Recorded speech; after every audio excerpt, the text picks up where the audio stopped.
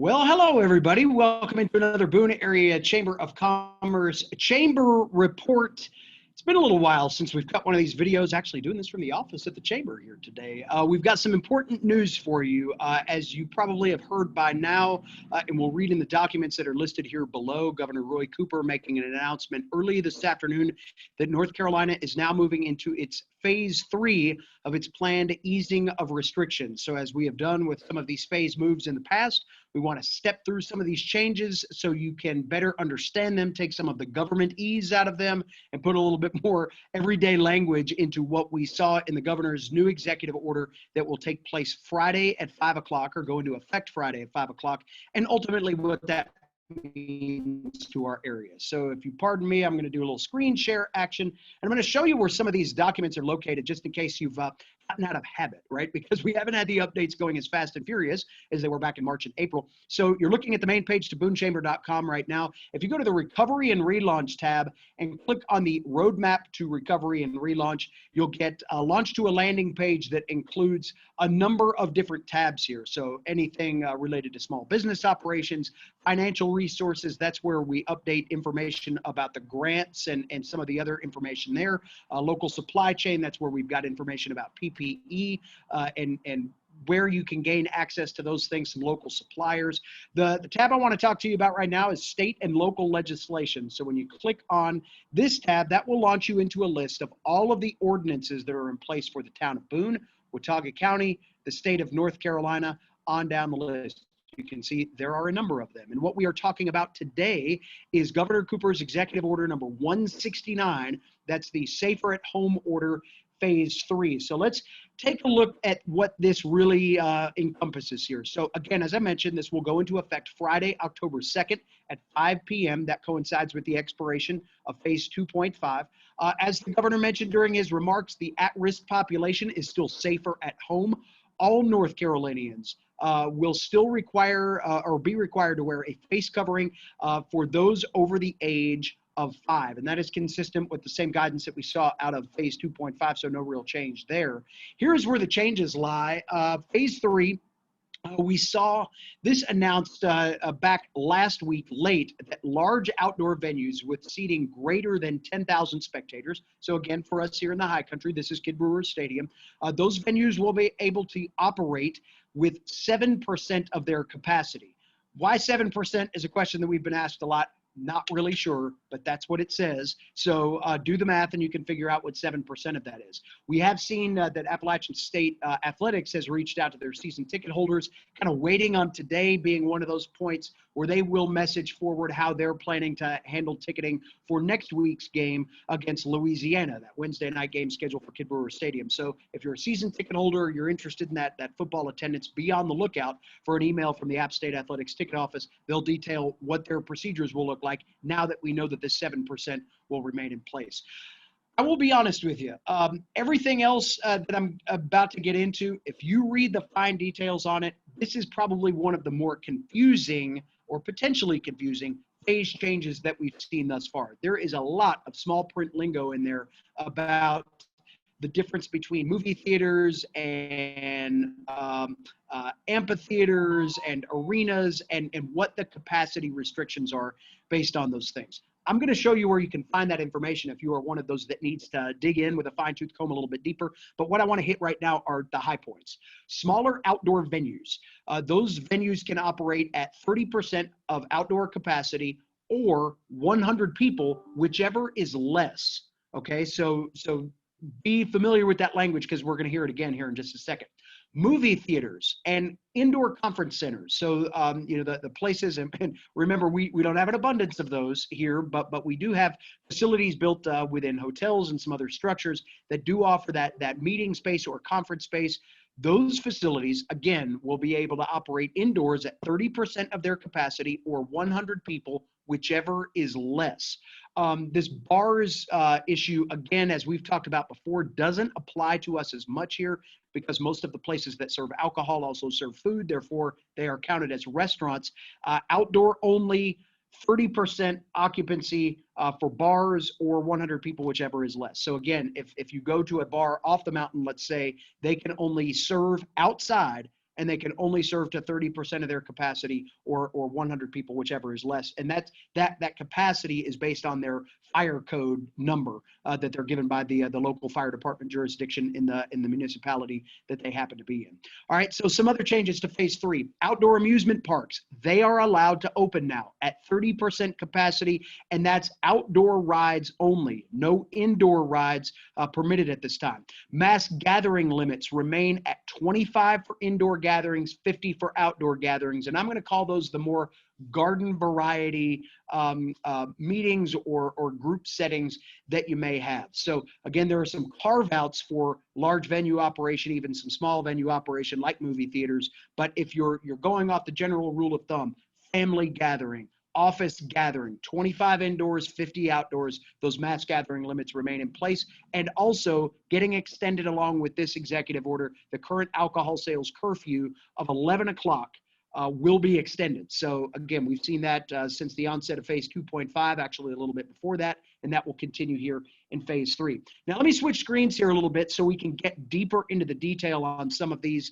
nuances on what did change. And again, I offer this out there for those of you that need to go a little bit finer tooth into this, and I'll show you a place where you can get to this in even a more fine-tooth setting. If you really want to read the actual document, the governing document, it will step through these things a little bit more. But large outdoor venues, again, with seating greater than 10,000 can operate at 7% occupancy for spectators. The small outdoor entertainment venues like arenas or amphitheaters may operate outdoors at 30% of capacity or 100 guests, whichever is less. Movie theaters, conference centers may open indoor spaces to 30% of capacity or 100 guests, whichever is less. You get into the amusement parks line there, 30% occupancy, outdoor attractions only, the mass gatherings, and then of course the 11 o'clock alcohol sales limit. So that's one level of stepping things down. I'll show you this as well. If you will see on this list, state of North Carolina, if you see the third bullet point down under state of North Carolina, Governor Cooper Executive Order number 169, that is the actual governing document, and that will step into definitions of venues that will get much deeper into those specifications. So if you are operating one of those facilities, I would encourage you to go and view that link. For the general public, that's just going to confuse us all, because there's you about need a slide rule to get through all of that. So we're not going to get into that. Now, what I do want to get into is what remains the same under phase 3. So I already mentioned the mass gathering limit remaining at 25 indoors, 50 outdoors. Indoor seating in bars remains closed. I mentioned that again, not as much of a thing up here because of the way we're structured. Indoor rides at amusement parks remain closed. Fitness and exercise facilities remain open, subject to that same capacity limit that they've been operating under, which is 30%. Same with restaurants and retail spaces, still able to be open, but operating still at the 50% capacity. That was one of the things that we honestly expected to maybe see changed, and not yet, not in this executive order. This order will be in place until October 23rd, so maybe by then we'll see some movement in that direction. But I know, especially within the restaurant community, those of you that feel like you're days away really from losing some of that outside seating flexibility when it dips into the upper 30s Friday morning. I don't know if anybody's going to be eating breakfast outside, but knowing that capacity or that ability to take outside operations as being the overflow area is about to change. We were hoping that we'd see maybe a little bit of a boost there, if that could safely be done, but the governor's office not choosing to do that at this time. So again, restaurants and retail remaining open at 50% capacity. Personal care businesses such as hair salons, nail salons, barber shops, they also remain at that 50% capacity, as do museums and aquariums. And again, face covering still required in public for all North Carolinians over the age of 5, and that is a requirement for any public space or business, indoor or outdoor. Alcohol sales, again, ceasing from 11 p.m. to 7 a.m. as part of that curfew. So again, this document that I'm showing you also linked off of the state and local legislation page that I showed you earlier. This is the Safe at Home Phase 3 FAQ.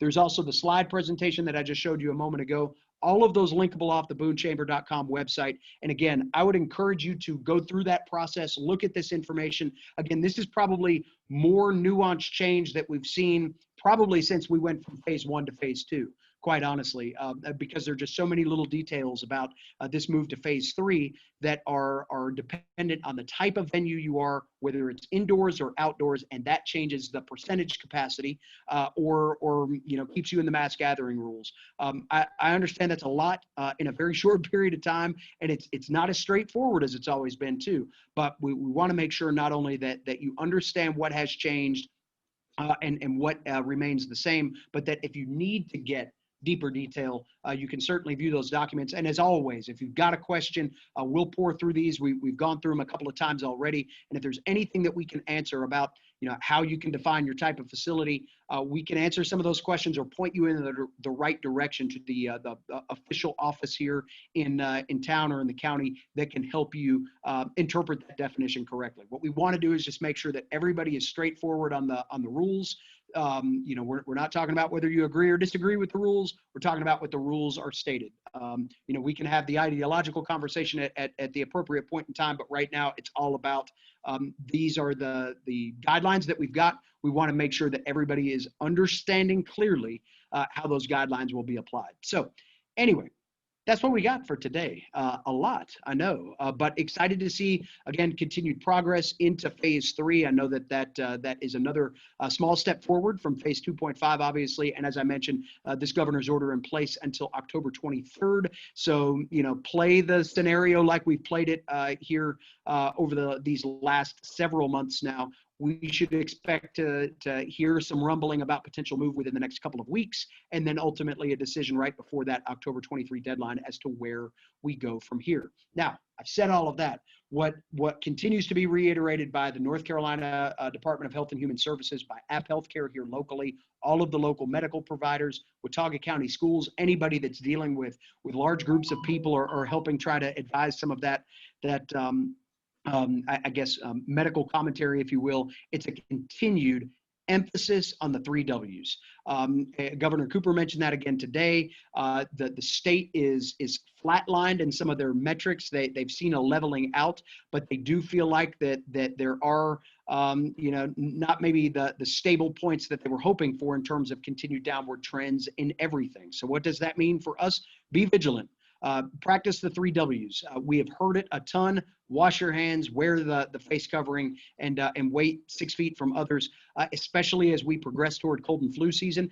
Get your flu shot was the other message that came out of today's statement from the governor, even going as far as to say that he had received his flu shot just last week. I got mine last week at App Internal Medicine as part of a routine exam, the yearly physical, and they are available at all kinds of points now in the community. This is a little bit earlier maybe than some of you have tracked this particular thing before, but if you've got the opportunity, if you happen to be at the doctor's office, if you happen to be near one of these retail locations like a Boone drug or somewhere like that is offering these flu shots, go ahead and do it. I mean, there's no reason not to at this point in time. That will hopefully help you with one of the kind of combo punches that I know health officials are really worried about. COVID and flu season marrying each other here in the wintertime, that's just got all kinds of implications to it. So do what you can right now to stay healthy and maintain healthy habits. Practice the 3 W's, and hopefully we can continue to see downward trends. As Dr. Scott Elliott mentioned yesterday,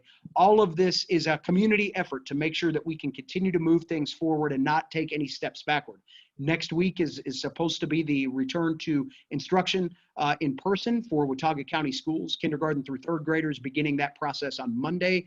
In order for us to keep that process moving forward and get those 4th through 12th graders back, we need to continue to do the things to keep healthy benchmarks and goals in place and make sure that our community stays as healthy as possible while we continue to try to operate as responsibly as we possibly can. So hopefully this video sets some of what happened today in place for you, is a good reminder to stay vigilant and do the things that we've been doing here for the last several months to keep our community as healthy as we possibly can.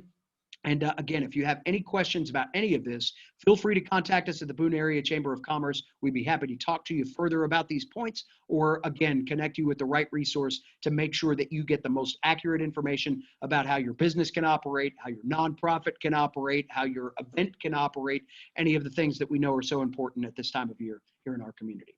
That's it for now. Have a great rest of your Wednesday evening, and I am sure we will talk to you again in a chamber report in your very near future. Take care, everybody.